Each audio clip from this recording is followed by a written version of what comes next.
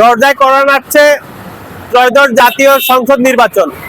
রাত পোহালেই নির্বাচনের ভোট গ্রহণ অনুষ্ঠিত হবে। আমি রয়েছি এখন চট্টগ্রামের অলংকারের মোড়ে। এখানে আসলে যে দূরপাল্লার গাড়িগুলো এই সড়ক দিয়ে প্রবেশ করে চট্টগ্রাম শহরে, তবে গত 2 দিন যাবত আসলে বাস স্ট্যান্ডগুলো প্রচুর পরিমাণের ভিড়, কারণ টানা 4 দিনের ছুটিতে মানুষজন আসলে এই দেশের বাড়িতে গিয়ে ভোট প্রয়োগ করার জন্য তারা আসলে চেষ্টা করছেন, আমরা দেখছি।